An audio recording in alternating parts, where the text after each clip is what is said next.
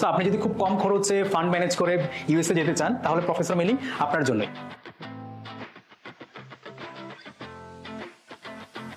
So professor mail করতে গিয়ে দেখা যায় যে অনেকেই অনেক ধরনের ভুল করে, অনেকেই হচ্ছে গতানুগতিক ইন জেনারেল হচ্ছে মেইল করে। সো আমার কথা হচ্ছে যে আপনি যদি মেইল করতেছেন অবশ্যই তার কাজগুলো আগে একটু পড়ে নিন।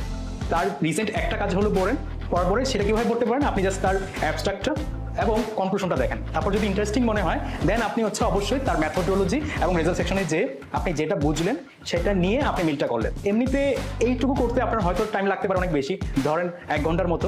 সো আমি যদি বলি যে আপনি যদি সত্যিকার অর্থে প্রফেসরকে যদি কনভিন্স করতে হয় থ্রু মেইল, অবশ্যই টাইমটুকু দিতে হচ্ছে। সো আপনি যদি ইন জেনারেল মেইলগুলো দেন, ইনি জানেন, প্রফেসর অবশ্যই জানেন যে আপনি ইন জেনারেলি দিচ্ছেন এবং আপনি তেমন ইফোর্ট দেন নাই।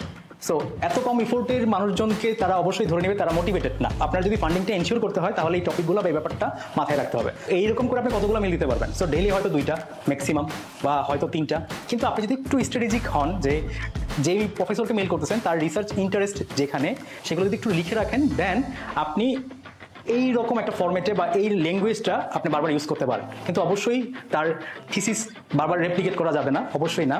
আর এমনিতে সাধারণ যে টপিকগুলো থাকে যে প্রফেসরকে অবশ্যই হচ্ছে ডিয়ার প্রফেসর তার লাস্ট নেম দিয়ে মেল করবেন, এবং মেলিংয়ের যে টাইমটা সেটা অবশ্যই সকাল 8টা 9টা ম্যাক্সিমাম 10টা হতে পারে। সো আমি অনেকেরই দেখলাম যে হচ্ছে ইমেইলে যে শিডিউল করা যায় মেলিংয়ে, এটা অনেকেই জানে না। সো এই কাজটা করার চেষ্টা করবেন, শিডিউল মেল করে দিলেন।